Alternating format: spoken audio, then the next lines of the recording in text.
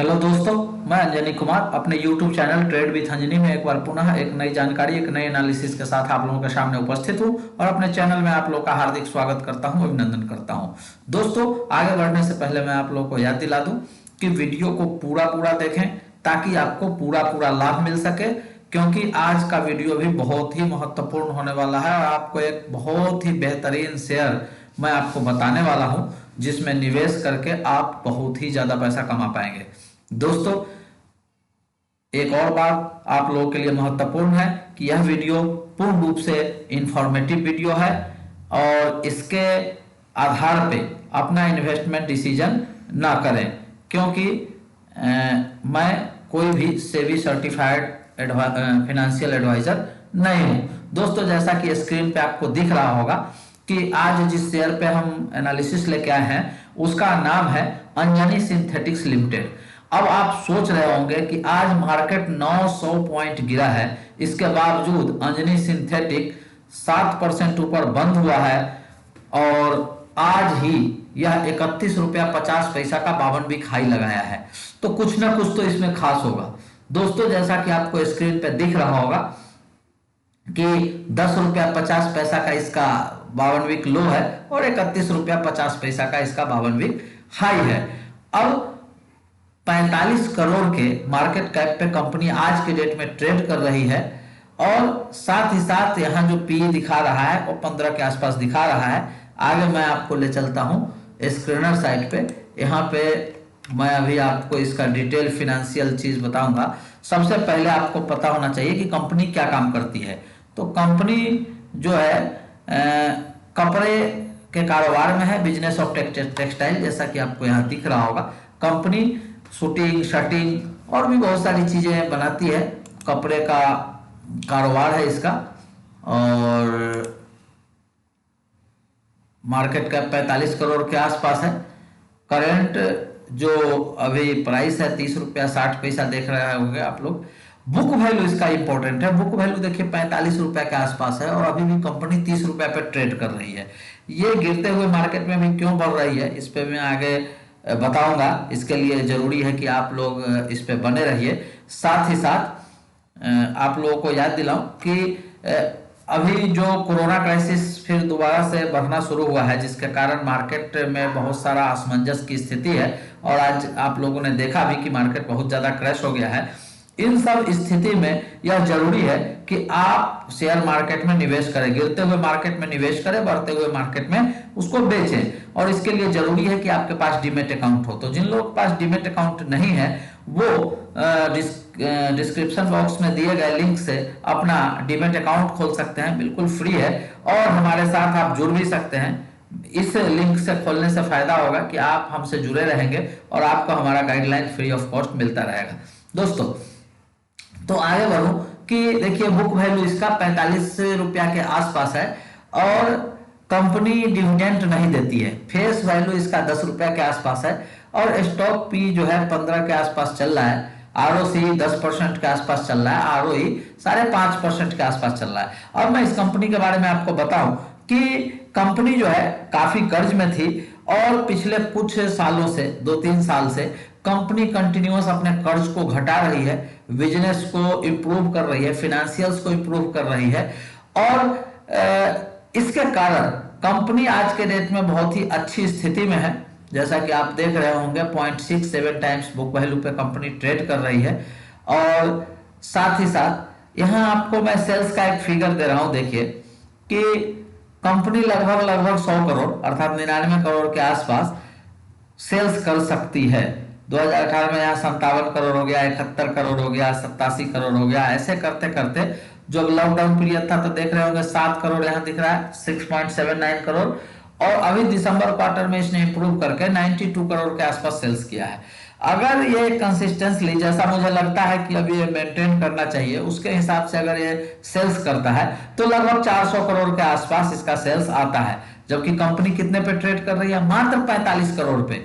और भी महत्वपूर्ण चीजें बताऊंगा कि क्या इसमें विशेष है। इसके लिए जरूरी है कि आप बने रहिए, लास्ट में कंक्लूजन दूंगा और सिर्फ ऐसा नहीं कि कंक्लूजन आप देख लें, आपको पूरी जानकारी होनी चाहिए। देखिए, कंपनी कंटिन्यू ऑपरेटिंग प्रॉफिट में रहा है, कंपनी लॉस मेकिंग नहीं है, कंपनी कंटिन्यूअस प्रॉफिट में रही है और ऑपरेटिंग प्रॉफिट में रही है। और आप आ जाइए नीचे, देखिए प्रॉफिट बिफोर टैक्स, थोड़ा ही सही अपने इक्विटी साइज के हिसाब से, लेकिन कंपनी कंटिन्यूअस प्रॉफिट में रही है। और जब आप ईपीएस टर्म में देखें, देखिए यहाँ नीचे सबसे ईपीएस टर्म दिख रहा होगा, ईपीएस टर्म में देखें तो 17 पैसा, 54 पैसा, 74 पैसा, 22 पैसा, 54 पैसा, ऐसे करके अभी जो दिसंबर क्वार्टर में जो इसका प्रॉफिट आया वो 96 पैसा के आसपास आया, नियर अबाउट 1 रुपीज। तो 1 रुपीज के हिसाब से अगर इस चीज को सस्टेन करता है, जैसे मेरा जो मैंने बहुत सारा डीप एनालिसिस किया है इसका, तो ये मैं सब कुछ इतना जल्दी आपको नहीं बता पाऊंगा, लेकिन मुझे ऐसा लगता है जितना हमने एनालिसिस करी है उसमें कि यहां से इसका ईपीएस जो 96 पैसा दिख रहा है, यहां से आगे बढ़ेगा। विद इन 1 ईयर इसका ईपीएस क्वार्टरली जो है 2 रुपए के आसपास आ जानी चाहिए, अगर इकोनॉमिक कंडीशन सही रहा तो।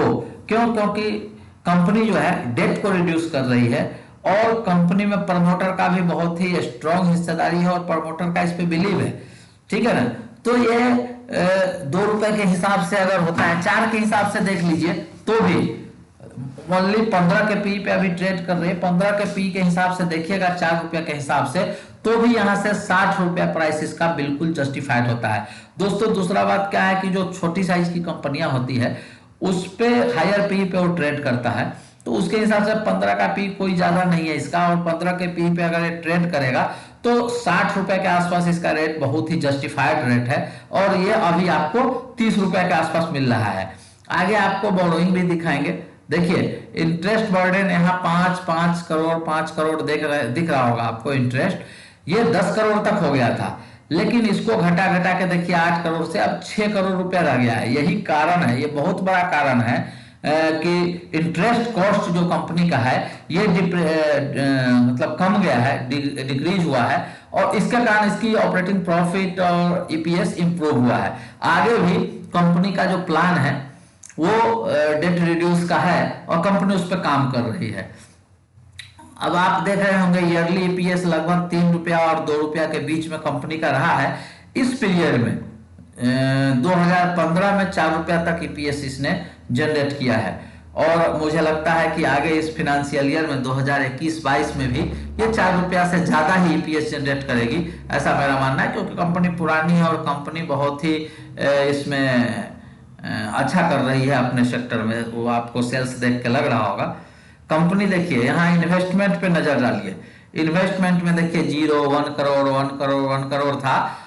इस दिसंबर क्वार्टर में, सितंबर क्वार्टर में कंपनी ने 5 करोड़ इन्वेस्टमेंट भी किया है। तो कंपनी हर क्वार्टर में कुछ ना कुछ इन्वेस्टमेंट कर रही है, ये भी इसके लिए जो शेयर होल्डर के लिए वैल्यू जनरेट करेगी, ये बहुत ही महत्वपूर्ण है। उसके बाद अब जो सबसे महत्वपूर्ण चीज है यह है इसका प्रमोटर का शेयर होल्डिंग पैटर्न, आपको स्क्रीन पे दिख रहा होगा, बिल्कुल ध्यान से देखिएगा। देखिए मार्च 2018 में कंपनी में जो प्रमोटर का होल्डिंग था कितना था, 65.83 करोड़ सॉरी परसेंट, और जून में इसने कर लिया, जून 2018 में 68% के आसपास ये मेंटेन रहा। मार्च 2019 में इसने 69 कर लिया, जून में 70.7% कर लिया, फिर कुछ दिन रहा, मार्च 2020 में इसने सीधे 73% कर लिया। और खास बात आपको बताऊं कि ये जितने भी शेयर आपको दिख रहे हैं कंपनी ने ओपन मार्केट से खरीदे हैं। देखिए जो कंपनी ओपन मार्केट से प्रमोटर शेयर खरीदती है और जो प्रेफरेंशियल शेयर जारी करके अपनी होल्डिंग बढ़ाती है, दोनों में बहुत ही बेसिक डिफरेंस है, ये आपको पता होना चाहिए। जब प्रेफरेंशियल शेयर इशू करके प्रमोटर अपनी होल्डिंग बढ़ाती है तो उसका जो कैपिटल है, इक्विटी साइज है, वो बढ़ जाता है। तो वो बढ़ जाता है तो उसका सीधा इंपैक्ट ईपीएस पे पड़ता है, उस प्रोपोर्शनेट ईपीएस उसका डाउन हो जाएगा।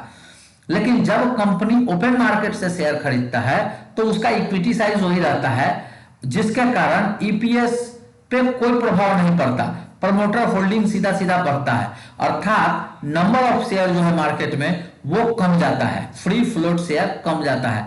कम जाने से क्या होगा, जब मार्केट से शेयर कमेगा तो अर्थात डिमांड ज्यादा है और शेयर कम है तो क्या होगा, प्राइस हाइक बहुत तेजी से होगा शेयर का।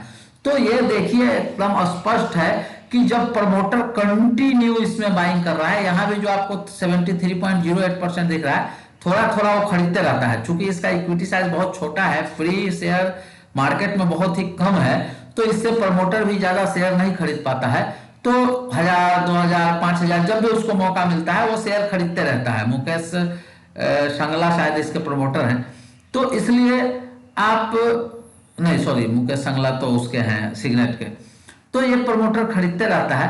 तो इसलिए यह कंपनी जो है बहुत ही बेहतरीन है। देखिए यहाँ आपको दिख रहा होगा 13 मार्च को भी खरीदारी हुई है, देख लीजिए एसटी में आपको दिख जाएगा। तो कंटिन्यू अभी भी खरीदारी चल रही है, और ये दिखाता है कि कंपनी पे जो मालिक का विश्वास है, प्रमोटर का विश्वास है, वो बहुत ही मस्त है, बहुत ही बढ़िया विश्वास है। और ये निश्चित रूप से हमको लगता है कि आप लोगों को बहुत ही पैसा कमा के ये कंपनी देने वाली है, और कम से कम एक साल में इसका प्राइस 60 रुपीज के आसपास जानी चाहिए, अगर इकोनॉमिक सिचुएशन ठीक ठाक रही तो। नहीं तो भी इस प्राइस पे यह कंपनी बहुत ही सस्ता मिल रहा है। देखिए यहाँ दिख रहा होगा, जैसा मैंने अभी आपको बताया उसका proof. With respect to the above said subject, I hereby inform you that I, Anita Vasudeva Agarwal, member of promoter group, have acquired 652 equity share on 12 March 2021 of Anjani synthetic. मतलब देखिए 500, 600, 1000, 2000 जैसे ही प्रमोटर को पैसा हो रहा है, वो इस शेयर को ओपन मार्केट से खरीद रहा है। इसका मतलब क्या है कि ये उसका बस चले तो सारे शेयर खरीद ले, लेकिन अगर कल के डेट में ऐसा हो जाएगा कि प्रमोटर इसको सारा शेयर बाईबैक कर ले, तो बहुत बड़ी आश्चर्य नहीं होगी, लेकिन उसमें वक्त लगेगा। कंपनी बहुत ही अच्छी परफॉर्म कर रही है, और मुझे उम्मीद है कि मेरे इस एनालिसिस से आप लोगों को बहुत लाभ होगा। अब मैं आपको ले चलता हूं टिकर टेप पे कि बड़े बड़े एनालिस्ट क्या कहते हैं। देखिए ये टिकर टेप का एनालिसिस है। यहाँ देखिए कि इंट्रिंसिक वैल्यू इसका नहीं बता पा रहा है कंपनी, चूंकि सफिशिएंट डाटा नहीं है, रिटर्न भी ठीक नहीं बता रहा है, लेकिन ये बता रहा है कि गुड एंट्री पॉइंट है और नो रेड फ्लैग, अर्थात कंपनी जो है एएसएम जीएसएम में नहीं है। और यहाँ पे देखिए डिफॉल्ट प्रोबेबिलिटी, कंपनी सबसे ज्यादा प्रॉब्लम आजकल क्या हो रहा है, डिफॉल्ट हो रहा है। तो डिफॉल्ट की प्रोबेबिलिटी बिल्कुल नहीं है। क्यों? क्योंकि कंपनी बहुत ही अच्छी फाइनेंशियल कंडीशन में है, और कंपनी अपनी डेट को हमेशा रिड्यूस कर रही है। अब इसमें मैं सामने आप देख रहे होंगे cash flow statement. Cash flow statement भी कंपनी का बहुत अच्छा होता है। देखिए 45 करोड़ का कंपनी है, 45 करोड़ अभी मार्केट वैल्यू है इसकी, और फ्री कैश इसके पास 18.5 करोड़ है। अब सोचिए 18.5 करोड़ तो फ्री कैश है, और इससे अच्छा फाइनेंशियल कंडीशन कंपनी की कितनी होगी। तो ये बहुत ही अच्छा सिचुएशन में कंपनी है, और मेरे हिसाब से बहुत ही अच्छा कंपनी परफॉर्म कर रही है। देखिए दोस्तों, एक बार मैं पुनः आप लोगों को बताऊं कि यह वीडियो पूर्ण रूप से इंफॉर्मेटिव है। इसका इस्तेमाल अपने इन्वेस्टमेंट में, एडवाइजरी में ना करें, अपने फाइनेंशियल एडवाइजर से संपर्क करके ही करें। और साथ ही साथ जिन लोगों ने अभी तक मेरा चैनल सब्सक्राइब नहीं किया हो, चैनल जरूर सब्सक्राइब करिए, बेल आइकन को जरूर प्रेस करिए, ताकि आपको ऐसे ही बेहतरीन शेयर आपको मिलता रहेगा। जिन्हें कोई डाउट है हमारे एनालिसिस पे, वो मेरे वीडियो सेक्शन का विजिट करें। सारे वीडियो आप लोगों के लिए पूर्ण रूप से फ्री में अवेलेबल है, उसका रिटर्न आप जरूर चेक करें।